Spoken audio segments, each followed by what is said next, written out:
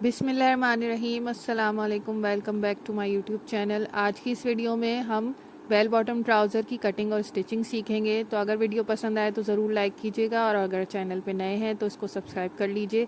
इसके लिए मैंने कपड़े को डबल फोल्ड करके बिछा लिया है। कपड़े की सीधी साइड अंदर की तरफ रखनी है और कनी वाली साइड मैंने अपनी तरफ रखी है। सबसे पहले ऊपर हम नेफे का निशान लगा लेंगे। जहाँ पर हम लास्टिक अटैच करते हैं वहाँ पर 2-2 इंच का निशान लगाकर स्केल की मदद से एक सीधी लाइन खींच लेंगे। ये स्मॉल साइज़ का ट्राउज़र मैं कट कर रही हूँ। अगर आपको भी स्मॉल साइज़ का सीना हो तो आप पूरी मेजरमेंट यही रख सकते हैं। 38 इसकी लेंथ होगी, तो ऊपर जो हमने 2 इंच का मार्जिन छोड़ा था वहीं से हम इसकी लेंथ नापेंगे और 38 इंच पे नीचे की तरफ निशान लगा लेंगे और नीचे भी एक लाइन ड्रॉ कर लेंगे। लाइन हमें स्केल से ही खींचनी है ताकि हमारी लाइनें सीधी खिंचें। अब यहाँ से 2.5 इंच नीचे की तरफ फोल्डिंग के लिए मैं मार्जिन छोड़ूंगी। आप 3 इंच भी छोड़ सकते हैं, इससे कम ना कीजिएगा क्योंकि जो बेल बॉटम ट्राउज़र होता है वो नीचे से थोड़ा चौड़ा मुड़ा हुआ ही अच्छा लगता है। अब ये जो कनी वाली साइड थी यहाँ पे 1 इंच अंदर की तरफ एक सीधी लाइन खींच लेंगे। इसमें से हम स्विंग अलाउंस भी निकालेंगे और कनी वाली साइड भी काट के अलग कर देंगे ताकि ट्राउज़र में कोई खिंचाव पैदा ना हो। अब ये आसन का निशान लगाऊंगी 13 इंच पर। इस तरह से दोनों साइडों पर हमें 13 इंच का निशान लगाना है और एक लाइन खींच लेनी है। अब हम इसकी चौड़ाई का निशान लगाएंगे जो कि 11 इंच रखनी है। तो 11 इंच पर इस तरह निशान लगा देंगे। ये सारे निशानात जो मैंने उस साइड पे लाइन खींची है वहाँ से मैं नाप रही हूँ, कपड़े से नहीं नाप रही। अब 11 इंच का जो निशान था उससे 2 इंच आगे की तरफ एक और निशान लगाएंगे और यहाँ पर ये आसन की लाइन खींच लेंगे। अब यहाँ से हमें जो 2 इंच आगे की तरफ निशान लगाया था वहाँ पर गोलाई देंगे ताकि ट्राउज़र की फिटिंग अच्छी आए और कोई खिंचाव ना हो। अब ऊपर से नीचे 23 इंच पर हम घुटने का निशान लगाएंगे। क्योंकि ये बेल बॉटम ट्राउज़र है तो इसमें हमें शेप देना होता है, उसके लिए मैंने ऊपर से नीचे 23 इंच पर घुटने का निशान लगाया है और यहाँ पर भी एक लाइन खींच ली है। अब हम इसका सेंटर निकालेंगे जैसे नॉर्मल ट्राउज़र में निकालते हैं। टोटल ये चौड़ाई आ रही है 13 इंच। तो 13 इंच को हाफ करेंगे तो 6.5 इंच हमारा सेंटर निकलेगा। तो इस तरह 6.5 इंच रखकर हम सेंटर का निशान लगा लेंगे नीचे तक, जहाँ तक हमारा पाइचा है वहाँ तक। अब यहाँ पर भी एक लाइन खींच लेंगे। सेंटर का निशान ट्राउज़र में लगाना ज़रूरी होता है, चाहे नॉर्मल ट्राउज़र हो या आपका बेल बॉटम ट्राउज़र हो।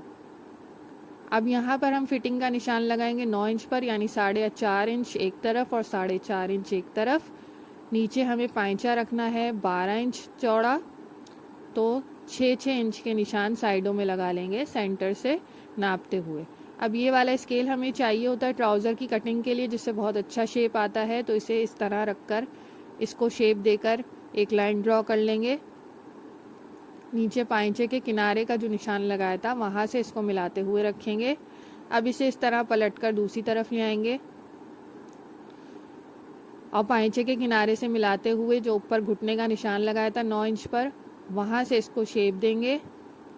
अब यहाँ इसको हम इस तरह रखेंगे कि हमें इसमें से नोक नहीं निकालनी, इसका शेप बिल्कुल सही देना है। तो यहाँ पर हम बिल्कुल किनारे पर जो ऊपर लाइन है वहाँ पे नहीं रखेंगे, 1.5 इंच नीचे की तरफ रखेंगे और इस तरह से इसमें लाइन ड्रॉ करेंगे। फिर यहाँ से हम खुद ही इस तरह से इसको गोलाई दे देंगे ताकि नोक ना निकले। तो अगर नोक निकलेगी तो फिटिंग हमारी बिल्कुल भी अच्छी नहीं लगेगी साइड से, तो इस तरह गोलाई देना ज़रूरी है। अब सारी मार्किंग हो चुकी है कंप्लीट। अब इसकी कटिंग करेंगे। यहाँ से हम बिल्कुल जो हमने मार्किंग की है उसी पर कटिंग करेंगे, कोई हमें स्विंग अलाउंस एक्स्ट्रा नहीं छोड़ना। ये अभी फ्रंट की कटिंग हो रही है, जब बैक की कटिंग करेंगे तो सारा स्विंग अलाउंस हमारा उसमें से निकल आएगा। नीचे से जो फोल्डिंग वाला कपड़ा उसको अंदर की तरफ फोल्ड करके इसकी कटिंग कर लेंगे नीचे तक। अब ये वाली जो साइड है यहाँ से हमें लाइन पे कटिंग नहीं करनी, 1/2 इंच मार्जिन छोड़ के कटिंग करनी है नीचे तक। इसी तरह हम इसकी कटिंग कर लेंगे और ये हो गई हमारी फ्रंट पार्ट की कटिंग कंप्लीट। ट्राउज़र में हमेशा फ्रंट और बैक अलग अलग ही कटता है, तो इसमें भी हमने फ्रंट अलग काट लिया है। अब बैक के लिए कपड़े को उसी तरह बिछा के मैंने रख लिया है। कपड़े में सिलवटें नहीं होनी चाहिए, अगर सिलवटें हों तो आप इसको आयरन कर लें। इसमें ऊपर 2 इंच नेफे का निशान लगाएंगे क्योंकि ये 2 इंच बैक साइड से ट्राउज़र हमारा बड़ा होता है ताकि कोई खिंचाव पैदा ना हो।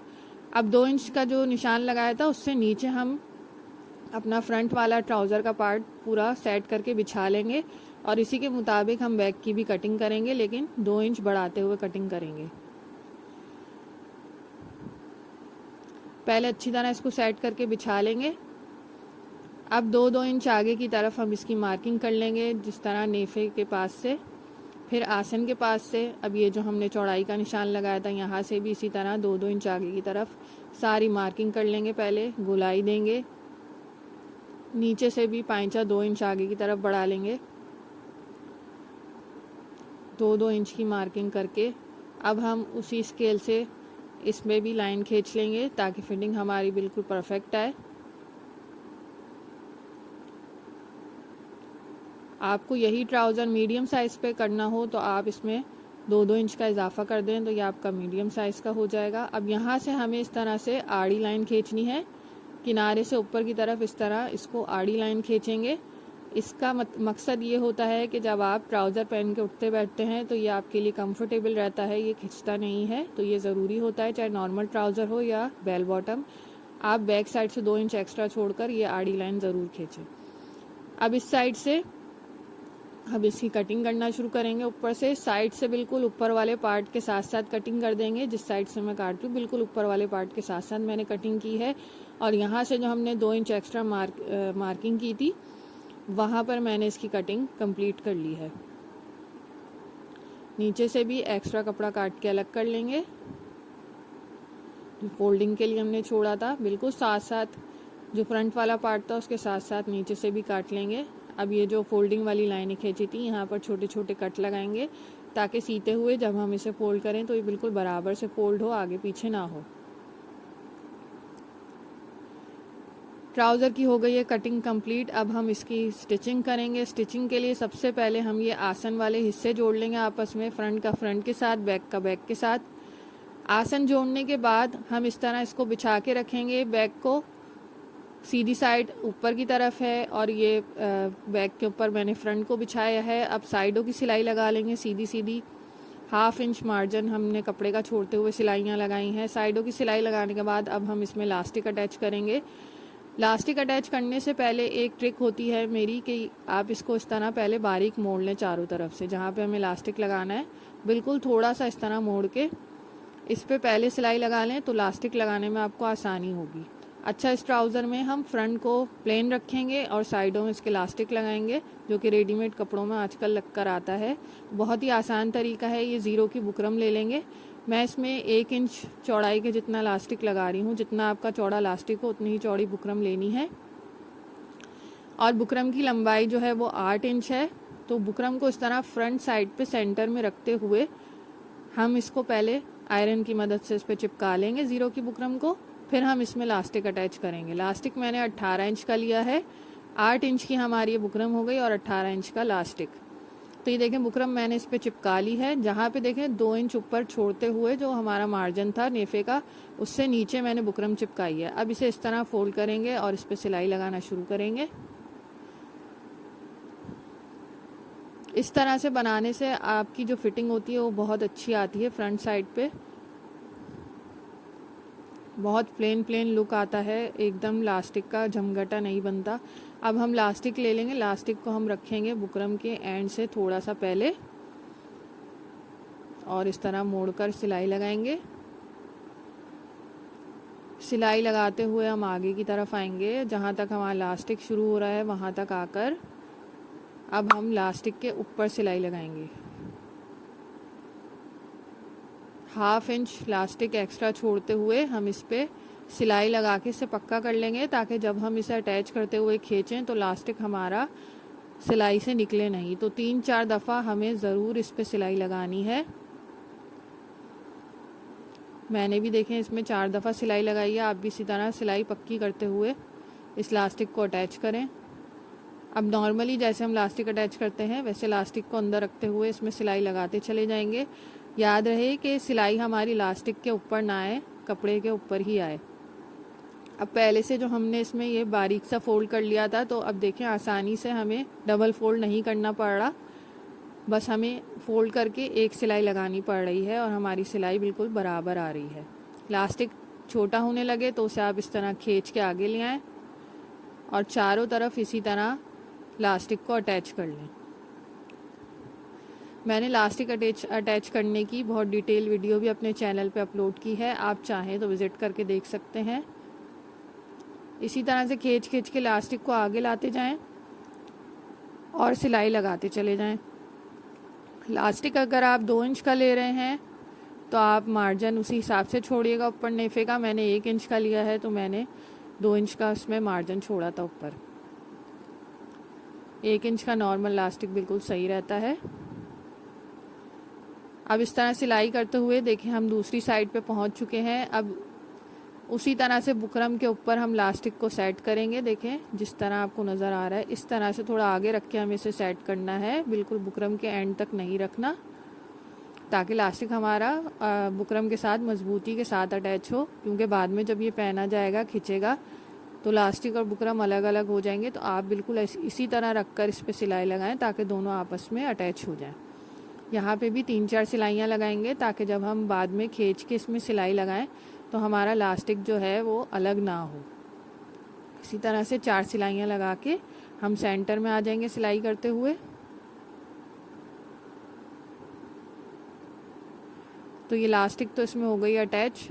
अब इसको ज़रा चारों तरफ से खींच के हम एडजस्ट कर लेंगे कि कहीं पर इलास्टिक कम ज़्यादा ना हो। अब एक सिलाई इसमें सेंटर की ओर लगेगी, तो बिल्कुल सेंटर में रखते हुए हम खींच खींच के इसमें सिलाई लगाएंगे। जितना आप खींच सकते हैं इलास्टिक को उतना ज़्यादा खींच कर इसमें सिलाई लगानी है, ताकि कहीं पर इलास्टिक कम या ज़्यादा ना हो। बस ये सिलाई लगाते हुए हमें ख्याल रखना है कि जितना आप आगे पीछे से इलास्टिक को खींच सकते हैं आप खींचें और इस पर सिलाई लगाते चले जाएं। और सिलाई हमने बिल्कुल सेंटर में लगानी है, ऊपर नीचे नहीं करनी, तो हमारा इलास्टिक बिल्कुल परफेक्ट इसमें अटैच हो जाएगा। तो इलास्टिक इसमें अटैच हो चुका है। अब हम इसके नीचे से पाइंचे फोल्ड करेंगे। पाइंचे फोल्ड करने से पहले जो हमने लाइन खींची थी उस पर रखकर आप इसे आयरन कर लें, ताकि आपके जो पाइंचे हैं वो सफाई के साथ फोल्ड हों। तो आयरन मैंने इस पर कर ली है। अब हम यहाँ पर इसके सिलाई लगाएंगे और पाइंचों को फोल्ड कर लेंगे। लाइंस हमने पहले ही डालनी थी और इसमें छोटे छोटे कट भी लगा लिए थे, तो पाइंचे हमारे बिल्कुल बराबर ही फोल्ड होंगे। किनारे किनारे की सिलाई लगा के हम इसे फोल्ड कर लेंगे। आप चाहें तो इस पर तुरपाई भी कर सकते हैं, लेकिन नॉर्मली सिलाई ही हुई भी होती है, तो हम इस तरह से इसको सिलाई करके फोल्ड कर लेंगे। दोनों पाइंचों को इसी तरह हमने फोल्ड कर लेना है। अब पाइंचे भी हमारे फोल्ड हो चुके हैं। अब हम साइडों से इसे बंद कर लेंगे। साइडों से इस तरह रखकर ट्राउज़र को बंद करेंगे। 1 इंच इसमें हम अंदर की तरफ अलाउंस छोड़ेंगे, स्विंग अलाउंस। तो ट्राउज़र हमारा बन के तैयार है आपके सामने, बेल बॉटम ट्राउज़र। देखें कितनी अच्छी इसकी फिटिंग आई है स्मॉल साइज़ में। आप भी इन सारे स्टेप्स को फॉलो करते हुए आराम से ट्राउज़र सी सकते हैं। तो वीडियो अगर आपको पसंद आई है तो ज़रूर इसको लाइक किया कीजिए ताकि मेरी वीडियो की रीच बढ़े। अल्लाह हाफ़िज़।